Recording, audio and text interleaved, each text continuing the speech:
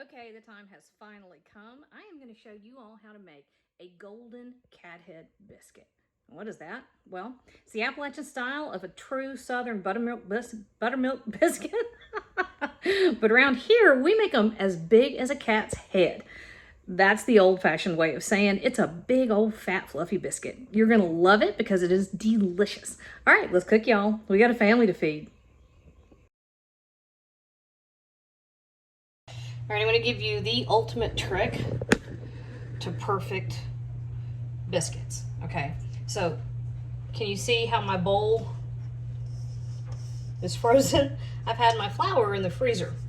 Number one trick, keep everything cold. And if you run the risk of letting things heat up, stick it back in the freezer for a minute. I promise. Here's why that works. All right, so I've got 4.5 cups of soft Southern flour. And yes, it was frozen. I'm giving it a teaspoon of table salt and then a scant tablespoon, so like 2.5 teaspoons, baking soda, baking powder. All right, so here's what happens. The only leavener you've got is the baking soda and the baking powder. And your leavening is gonna come when you put your biscuit in the oven, when the cold fat gets that heat, it's going to release a lot of steam real quick. So the colder, the better. So I've got 2 types of fat. I've got a stick of butter that I ran just a regular box grater. It's 1/2 cup. And this is a big old batch of biscuits. Feel free to cut it in half, but we never have enough biscuits. So I make a lot. And none of this is difficult, y'all, by the way. It just takes a little patience. And you gotta know what your tricks are. All right, so I've got the butter in there, but the other thing that I've got is about 1/3 cup of lard. And I have that sitting in the freezer. I'm gonna go right back in the freezer with these biscuits for a few minutes before they go in the oven. Why? Well, because you mix them by hand. If I can get it out of there. You mix it by hand, and the warmth from your hand is enough to start melting the fat, and you don't want the fat melted. Now, I make a biscuit called a cathead, which is that's as country gets. I've heard it. My sister-in-law likes to say that she's as country as cornbread. I think cathead is a better, country as a cathead. That's a better way to say it. All right, so at this point, you're just rubbing everything in. You want a nice, even distribution. But okay, cathead biscuits. Why are they called that? Well, 2 reasons, I think, and I'm making this up. I don't really have any idea, but 2 reasons that I think could be the reason. One is they're the size of a cat's head. It's a big biscuit. Number 2 is they can get nice and golden. So they look a little like the color of a tabby. This is a more golden brown than a lot of biscuits. The inside stays really fluffy, and the outside golden, and it's almost crispy, which is a perfect biscuit. Now, if you're into layers, we're going to talk about layers here in a minute. Layers are not necessarily my thing, but I'll show you how to do it. All right. Also, when you're making biscuits, don't wear your rings. Or you'll have to get a toothbrush to clean them out. All right, so our fat is nice and incorporated, okay? If you can see that, it's a piece of fat. It's about what you want. All right, so right in the middle, 2 cups of buttermilk. I use cultured buttermilk. I mean, you don't really find anything but cultured buttermilk anymore. And I like, so Somebody's got a new motorcycle. I like whole fat buttermilk. That's it. I like it. And at this point, you're mixing it together. You don't want to overmix.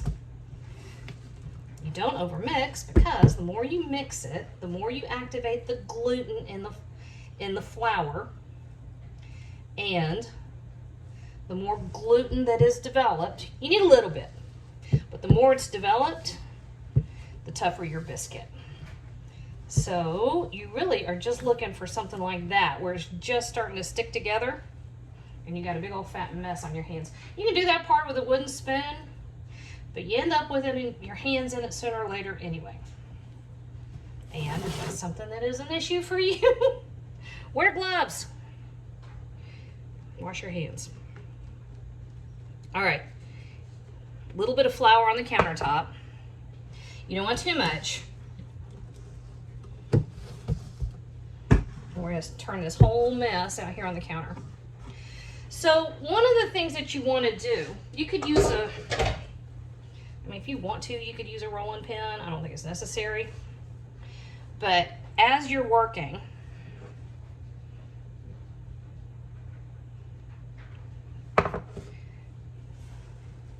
you're gonna pat, fold and pat, fold and pat. And yes, it will stick to your hands. Turn it this way, fold, and then you start patting it out. Now, folding like that will help you make layers. So you're kind of on this thing where, do you want layers? Is that your deal? Because every time you turn it, you're going to get another layer. What is it they talk about it? Great British Baking Show, they talk about the lamination. There we go. All right, putting flour on my hands. That's as sticky as I can handle it. All right, so every time you're turning it, you're developing layers, and that's great, but you're also working the gluten. And you may get to the point where you have overworked.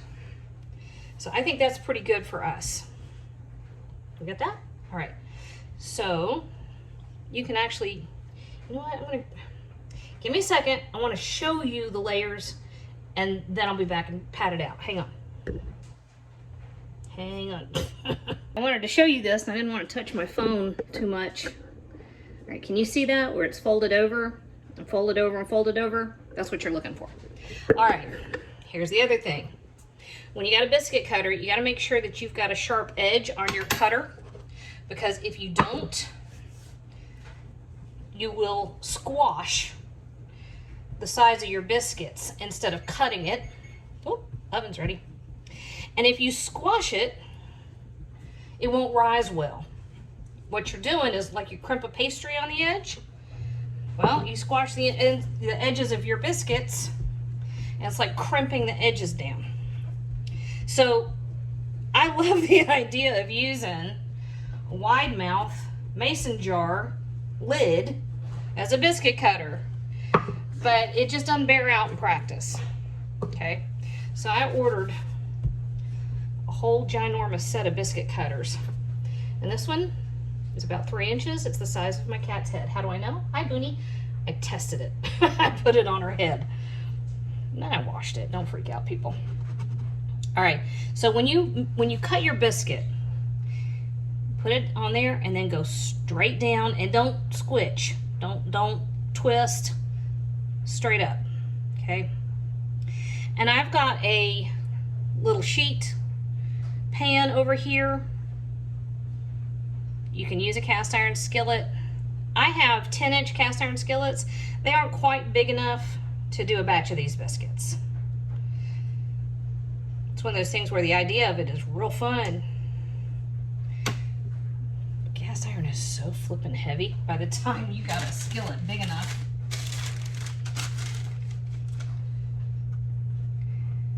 It'd weigh the size of Manhattan. All right, so when you put your biscuits on, you're gonna put them so they just touch. The reason you do that is because when they touch, they climb better. It's like they lean on each other to rise.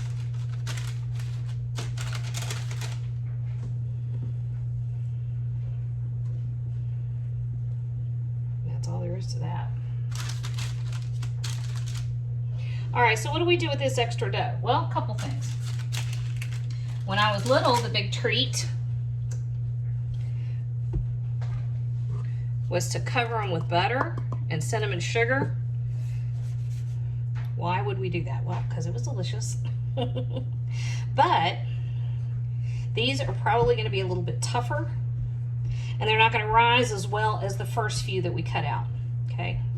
So you can pat out and keep rolling until you've used as much of your dough as you can.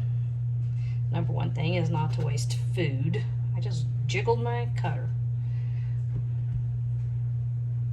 I'll need a second pan. All right, so there we go.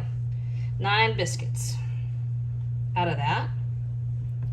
And I'll just bake these off straight too. I'll just put them on a second pan. All right, so now what? Find my pastry brush. Hang on. All right, I found it. All right, last thing.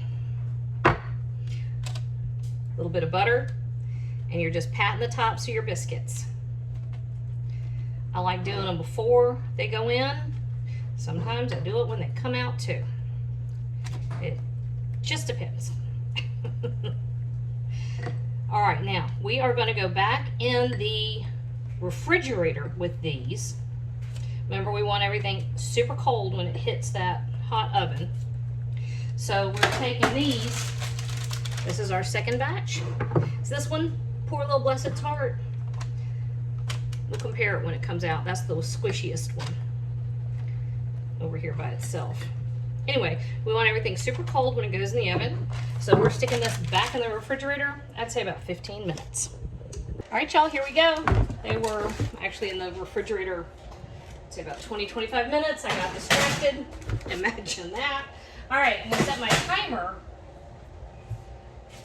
Move him over. I'm gonna set my timer for about 25 minutes. And we will be back to see what we have. Okay, here we go. I have burned my fingers.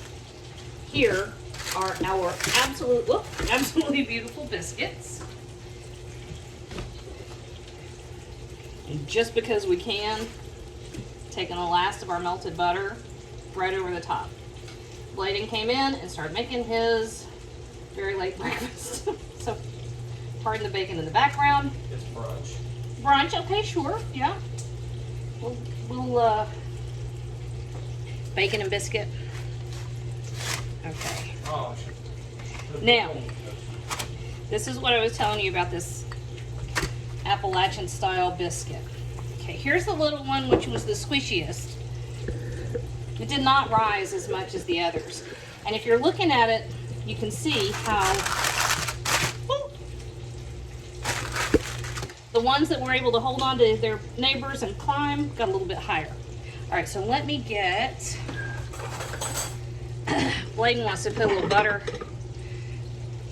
and brown sugar on his and toast his like cinnamon bread. They call me out. I'll call you out.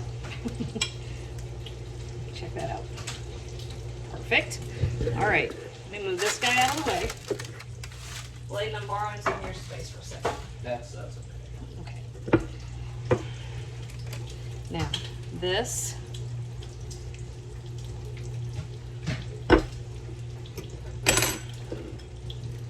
do you see the texture in that?